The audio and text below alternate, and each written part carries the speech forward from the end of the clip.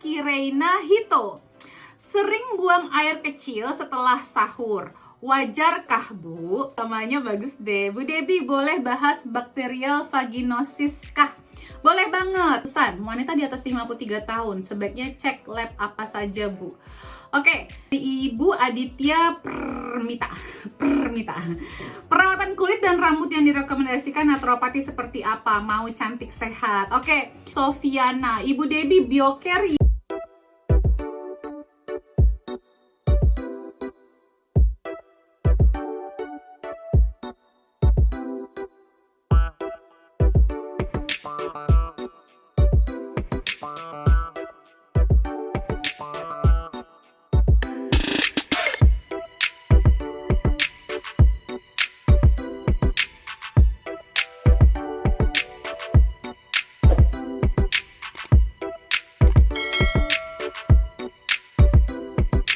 Kembali lagi bersama saya, Debbie Jamuri, your favorite naturopathic practitioner. Aku senang banget hari ini. Aku cek pertanyaannya, keren-keren banget, lucu-lucu banget, dan bagus-bagus. Nggak standar, jadi aku juga semangat nih. Jadi teman-teman kalau mau bertanya di segmen Tanya Sehat Debbie, saya akan jawab pertanyaan-pertanyaan teman-teman seputar kesehatan dan saya jawab dari sisi naturopati. Siapa tahu membantu dan menghindari teman-teman mengkonsumsi obat-obatan kimia. Aku baru seharian pergi ke Stratford-upon-Avon. Itu kotanya Shakespeare, tempat Shakespeare lahir, sekolah, dan dimakamkan. Masih ada loh kuburannya, jadi kita jalan-jalan sekitar situ. Oke teman-teman. Nih di sini kuburan orang Inggris tuh cantik ya, jadi juga nggak serem atau gimana. Oke, by the way, teman-teman kalau mau ikutan Tanya Sehat Debbie, teman-teman bisa ke akun Instagram Root of Life UK setiap weekend.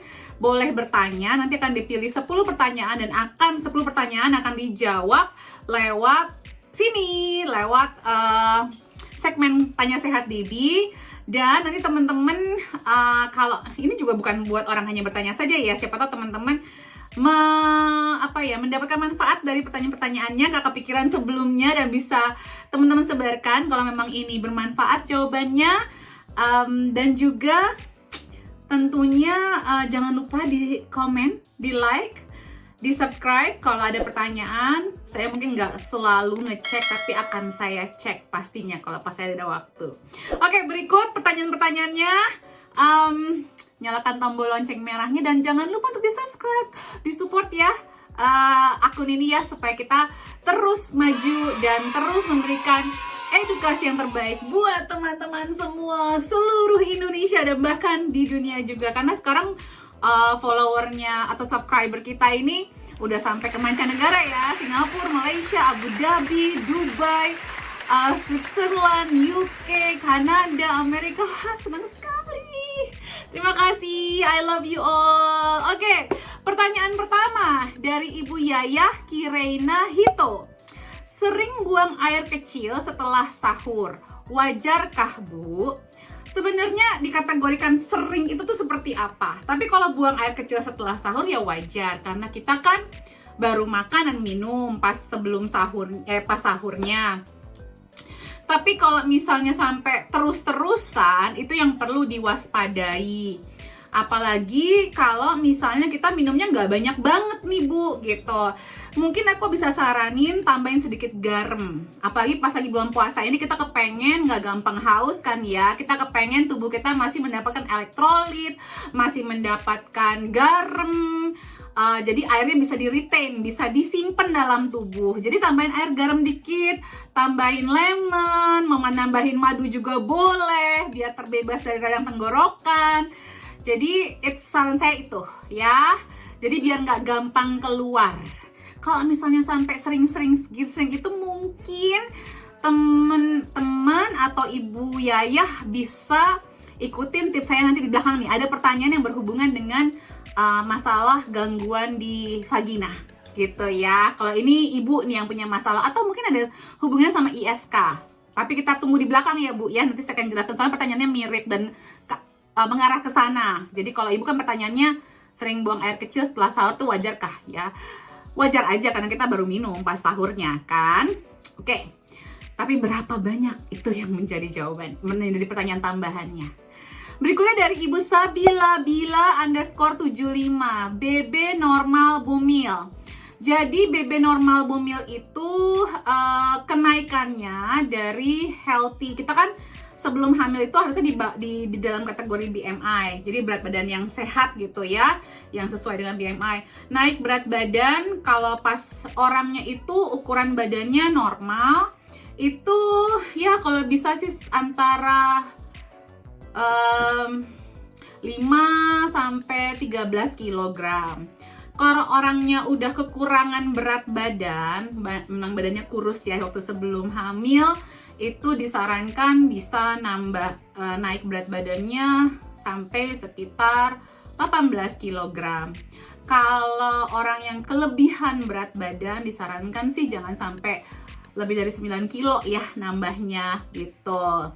Takutnya nanti ada masalah-masalah lain yang berhubungan dengan kehamilan, yaitu mungkin gestational diabetes, yaitu adalah diabetes yang dicetus selama pas lagi hamil, atau preeclampsia ya, yang berhubungan dengan tekanan darah yang meningkat gitu.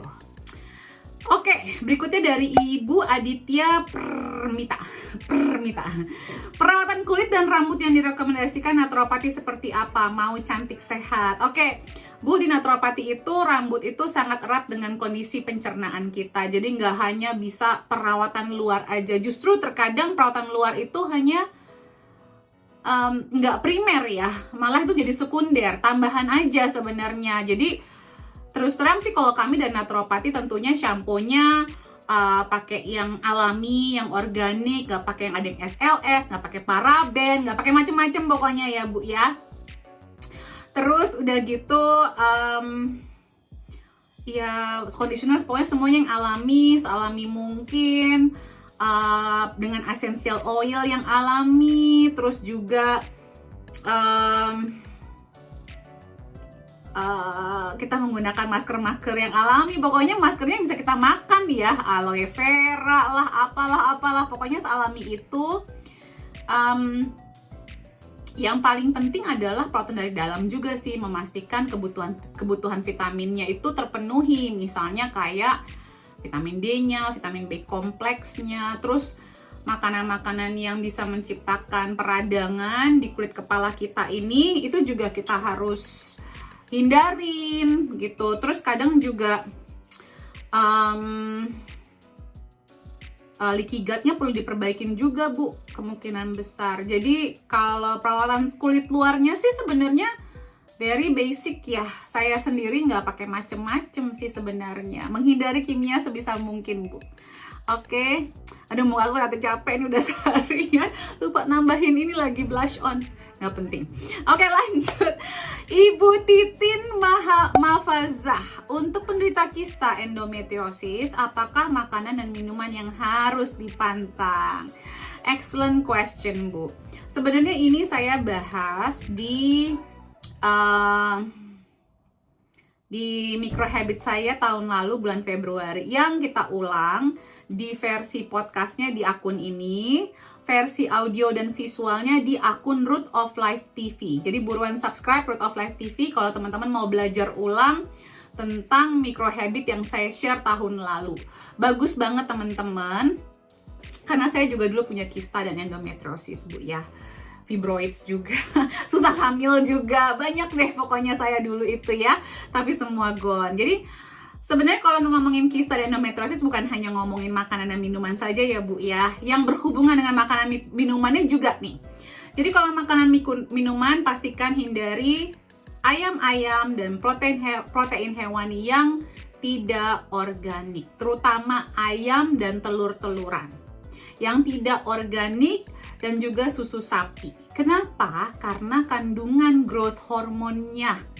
Kandungan growth hormonnya menciptakan estrogen berlebih dalam tubuh yang menciptakan peradangan dan gangguan ketidakseimbangan hormon dalam tubuh kita. Segala ayam geprek, semua ayam-ayaman semua. Indonesia tuh paling banyak ayamnya. Jangankan Indonesia, dunia itu ayam over commercialized, terlalu dikomersialisasi berlebihan. Harganya dibikin murah banget, dibikin nugget lah, dibikin apalah. Dan susu itu growth hormonnya parah teman-teman, tinggi banget. Jadi apalagi sekarang kalau udah ngomongin susu, produk susu itu erat dengan apa sih? Kue-kuean yang berminyak, berlemak dan segala macamnya. Gula-gulaannya tinggi, terus juga tambah juga tepung terigu. Nah, tepung terigu adalah salah satu yang dihindarin juga karena itu menyebabkan peradangan dalam tubuh kita. Gula putih haramin. Jadi susu komersil ya, kecuali susunya organik, susunya pemakan rumput dari sapi pemakan rumput itu pun juga sesekali. Terus semua yang GMO nggak boleh.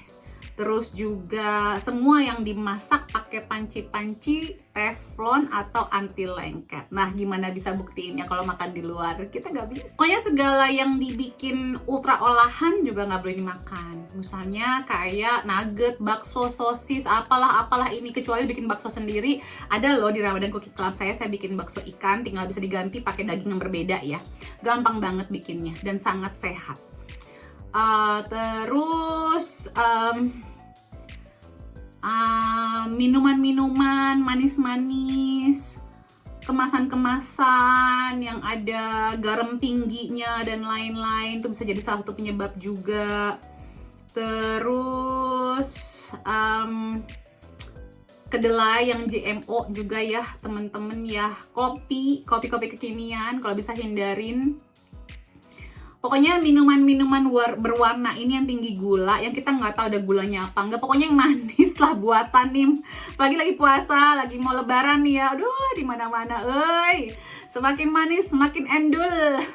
Dulu seingat saya tuh zaman yang masih safe kayaknya ya, zaman saya growing up tuh ya. Masakan Indonesia ya udah, masakan Indonesia aja gitu, nggak pakai macam-macam. Sekarang kue putu aja tambahin gula putih. Oh my god, serem gak sih? Kue putu kan harusnya nggak ada gula putih, nggak ada gula putihnya sama sekali, cuman gula merah, tapi ternyata tambahin gula putih. Hai Medan, apa kabar? Kue putu jangan tambahin gula putih dong orang Medan, aku shock dibuatnya. Oke. Selain itu juga kalau bisa, kalau ibu mau sembuh beneran, coba dicek food sensitivity-nya bu. Ada di Leader Indonesia, harganya lebih murah daripada di lab besar lainnya. Karena saya balikin komisi dokter saya, ya. Jadi biar ketahuan, kayak saya, almond tidak baik buat saya. Almond yang sehat itu ya, yang vitamin E-nya tinggi itu buat saya jadi nggak bagus. Gitu, itu lebih baik sih bu kalau ada budget ya. Baik. Terus air putih juga jangan air putih dalam galon bu. Jadi bukan hanya makanan minuman apa, air putih penting banget. Tapi kalau air putih dalam galon itu mengandung BPA yang bisa mengganggu keseimbangan hormon kita bu. Jadi nanti saya masukin ya, racun sehat saya, bisa beli water filter di mana, terus juga bisa atau nggak beli air Hidratera ya. Ini saya tidak di endorse ya, benar-benar dari Hidratera. Saya hanya memberikan tahu aja karena itu botolnya botol BPA free dan air waternya water mineral alami, nggak diapa-apain. Banyakin sayur ya bu ya, coba dicek nanti micro habit saya. Banyakin sayur, terus juga bukan hanya makanan minuman aja yang harus dipantang bu kalau ngomongin soal kista, endometriosis. Make up, sama skincare, sama rambut, apa yang taruh di kulit, sama parfum yang taruh di nadi kita ini, semuanya pengaruh. Set ya, perempuan itu banyak sekali terpapar racunnya. Jadi kita harus hati-hati ya, tim perempuan sehatnya naturopati. Oke Bu Titin, semoga bermanfaat jawaban saya. Ibu Yunisri 988, Bude buka kelas imbalance hormon, masalah rahim lagi dong, miom, endometriosis. Siap, nanti saya akan bikin ya Ibu Yunisri. Ini juga Ibu Titin mungkin bisa ikutan. Berikutnya dari Ibu Fikri.Sofiana. Ibu Debbie, Biocare yang iron bisa nggak untuk baby 5 bulan? Thank you Bu. Bisa banget. Biocare adalah salah satu brand yang sangat terpercaya karena dia penelitiannya sering banget untuk anak-anak Bu. Sesuaikan aja dosisnya ya Ibu. Ibu Yani _ Susan, wanita di atas 53 tahun, sebaiknya cek lab apa saja, Bu? Oke, wanita di atas 53 tahun, kalau mau cek rutin, ada hematologi lengkap, vitamin D level, iron sama ferritin, terus juga kolesterol, panel blood sugar, panel gula darah, itu harus ada HbA1c-nya, Bu, HbA1c, terus juga fasting glukosa, fasting insulin. Nah, tergantung ibu ada masalah dengan tiroid nggak, merasa kedinginan, merasa kepanasan. Apalagi kan 53 ini masa-masa menopause ya. Kalau ada juga bisa dicek panel tiroidnya gitu, Bu. Dicek CRP-nya juga boleh, HSCRP-nya bisa dicek juga. Jadi itu sih, tambah zinc juga, Bu, biar tetap bagus kulitnya. Oke, Ibu Yani Susan. Ibu Mrs. Sholeha, aduh namanya bagus deh. Bu Debbie, boleh bahas bakterial vaginosis kah? Boleh banget. Nah, ini berhubungan dengan pertanyaan pertama yang sering pipis-pipis. Takutnya ada kemungkinan dengan ISK atau bakterial vaginosis. Nah, teman-teman perempuan ku yang cantik-cantik, yang luar biasa soleha-soleha seperti Ibu Mrs. Soleha ini ya. Yuk kita jaga vagina kita dengan cara yang lebih gentle, lebih naturopati, lebih alami. Stop pakai sabun-sabun pencuci vagina. Tidak boleh. Please, vagina kita itu kayak muka kita. Akankah kita cuci muka kita pakai sabun cuci tangan yang ada antibakterialnya? Yes or no? Enggak. Jangan, nanti malah banyak jerawatnya. Sama dengan vagina, nanti malah banyak bakterinya. Kenapa? Antibakterial itu sama dengan antibiotik. Oke, makanya saya pun kalau cuci tangan saya pakai sabun aja. Air dan sabun adalah yang terbaik. Oke, sekarang pandemi, kalau pas lagi di luar, saya baru pakai. Itu pun kalau saya mau makan aja, atau kalau saya dari luar belanja masuk ke dalam mobil, terus mau megang setir, baru saya cuci tangan saya pakai. Itu pun saya pilih hand sanitizer yang dari essential oil. Kan dimana-mana sekarang kayak harus hand sanitizer, kita kemana-mana. Saya selalu bilang, boleh nggak saya pakai hand sanitizer saya sendiri? Jadi saya sopan, menjaga protokol kesehatan, tapi saya juga menjaga diri kita sendiri. Karena kulit ini harus dijaga bakteri levelnya. Karena banyak bakteri baik di sini yang untuk menjaga kesehatan kita. Karena kita nggak mau kulit kita jadi kering dan pecah-pecah. Karena kulit ini bertugas untuk menjaga kita, menjaga imun sistem tubuh kita, agar nggak gampang masuk patogen dalam tubuh kita. Nah sama, vagina itu adalah organ yang terbuka. Bener nggak? Organ terbuka. Udah kayak webinar saya jelasinnya, tapi nggak lama-lama ya, karena teman-teman bosan lagi dengerin aku ngobrol. Kalau aku di webinar memang panjang kali lebar aku jelasin dia. Nah pokoknya vagina itu adalah organ terbuka, jadi teman-teman harus lihat di sini. Stop nih, apa yang kemarin kan sempet tuh ada omongan yang virus Arafik ya, yang ada masalah dengan mantan suaminya lah, yang ngomongin ikan asin tuh. Aku sebenarnya sebagai perempuan kesel banget ya. Sebenarnya memang vagina itu bisa dipengaruhi banyak hal, bukan hanya dari cuma siram pakai air sabun wangi-wangi itu. Stop, itu salah banget. Kalau sampai ada bau-bau tertentu dari vagina kita, seharusnya bau vagina itu adalah bau netral. Bau netral yang bisa berubah-berubah tergantung jamnya hari itu, kepadatan kerja kita, terus kelembapan vagina kita, dan tentunya kita, apalagi kalau di Indonesia ya, kita kan kebanyakan kalau di sini mungkin orang kebiasaan hanya pakai tisu aja. Kalau di Indonesia kan actually basuh ya, pakai air ya. Harusnya sih baunya tidak sama, maksudnya jauh lebih bersih harusnya ya, pakai walaupun dengan air doang. Tapi kita juga punya kekurangan karena kita membasuh, dan pada hakikatnya kita kebanyakan kurang ngeringin, kurang sampai kering gitu loh. Harusnya kalau kita bersihin pakai air tuh harus dikeringin sampai kering banget biar nggak terjadi kelembapan. Nah karena kan cuacanya kan lembab ya di Indonesia ya, gerah gitu loh, atau ganti celana dalamnya. Aku juga nggak nyaranin pakai panty liner ya teman-teman ya, I'm sorry, aku nggak nyaranin pakai panty liner. Kalau teman-teman mau lebih sehat, aku mungkin malah nyaranin pakai cloth, pakai yang kain, panty liner yang kain, mungkin jauh lebih nyaman ya. Kan bisa digonta-ganti kalau panty liner yang kain, ya kan? Kalau misalnya kita pakai celana, ribet juga ya, buka celana, ganti celana dalam gitu kalau cuman pengen biar kering. Nah kalau pakai panty liner yang bahan tuh kan bisa kita gonta-ganti. Oke, first pokoknya jangan dipakein sabun. Nah yang mempengaruhi itu kayak bau, kalau memang ada bau tuh ada macam-macam temen, apa yang kita makan. Apa kita cukup bakteri baiknya, cukup nggak prebiotik untuk ngasih makan bakteri baiknya, banyak makan sayur apa enggak, banyak makan gula apa enggak, banyak makan buah-buahan yang mengandung gula apa enggak, stres apa enggak. Dan yang sudah menikah, bau itu juga bisa disebabkan oleh sperma dari suaminya. Makanya kalau saya kena sama virus arafik saat itu, saya akan saya omelin tuh mantan suaminya. Enak aja, kalau emang pernah ada bau, jangan-jangan kamu makannya nggak bener, jadi menyebabkan bau vagina dari istrinya tuh nggak sedap. Bisa jadi karena sperma suaminya, dan sperma suami itu juga ada yang tajam, ada yang gimana loh, ada loh teman-teman, tuh tergantung pola makan si suaminya juga, pengaruh banget. Kasih suaminya jus nanas sama tambahin kayu manis.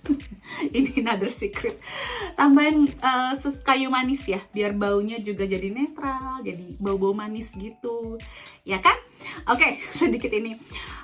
Pokoknya pastikan probiotiknya bagus, jangan banyak yang makan yang gula-gula, jangan makan makanan kemasan banyak, dan udah basuh aja. Dan kalau saya nyaranin membasuhnya bisa pakai campuran air apple cider vinegar 1-2 sendok makan dicampur sama baking soda 1 sendok teh ya, atau sampai 2 sendok teh. Terus habis itu kering, masukin probiotik dalamnya, buka ya probiotiknya ke vaginanya. Itu kalau bisa dilakukan secara rutin untuk menjaga. Semoga bermanfaat. Oke, langsung ya, terakhir dari ibu. Enggak deh, bukan terakhir, sorry. Wah, ini udah panjang nih, maaf ya. Semoga teman-teman terus mendengarkan. Dari Prema Shantika, Bu Dep, mohon pencerahannya. Kenapa setelah makan ketimun langsung pusing dan lemes ya? Makan ketimunnya pakai apa, Ibu Prema Shantika? Kayaknya kalau makan timunnya doang nggak. Kadang ini kebanyakan makan timun barengan mungkin sama ayam geprek mungkin ya. Biasanya gitu. Kenapa? Gitu makannya pakai apa? Terus kalau emang nggak makan pakai apa-apa, di jus doang timunnya mungkin ya. Coba dicek dulu, makan timunnya pakai apa? Pakai nasi sebakul gitu, pakai apa nih? Pakai teri, pakai apa gitu. Kalaupun hanya minum atau makan tok timunnya aja nggak pakai apa-apa, terus lemes dan pusing, coba dicek tekanan darah sama iron sama ferritinnya. Mungkin ibu kategori anemia ya. Oke, tapi kalau secara saintifik tidak ada hubungannya makan timun dengan pusing dan lemes, Bu. Yang ada makan timun tuh seger dan berkurang dehidrasi, karena itu cairannya banyak ya, buah atau sayur yang banyak cairannya. Berikutnya dari Hammer 0409, sedang menjalani elimination diet, terus luka jadi lama banget sembuh. Kira-kira kenapa ya, Bu? Nah, Ibu, luka lama sembuh itu masuk ke dalam kategori pre-diabetic atau ada gejala-gejala diabetes. Kenapa elimination diet? Alasan sebelumnya, jadi mungkin Ibu sudah punya masalah predisposition, bukan gara-gara elimination dietnya sendiri. Oke, jadi jangan nyalahin elimination diet itu harusnya malah lebih sehat. Karena kita menghilangkan makanan-makanan yang nggak baik buat kita. Luka lama sembuh itu juga ada masuk dalam kategori kita kekurangan vitamin C. Udah pernah dicek belum vitamin C levelnya berapa? Sok atuh dicek dulu ya. Itu ada kemungkinan kondisi insulin resistant atau prediabetic. Oke, sudah selesai semua. Oh my god, hampir 25 menit. Semoga bermanfaat teman-teman. Jadi pertanyaan-pertanyaan dari weekend ini sudah saya jawab semua. Jangan lupa untuk di-share, di-like, di-komen, dan disebarkan. Subscribe. Oke, stay happy, stay healthy, dan salam sehat selalu. I love you all. Bye.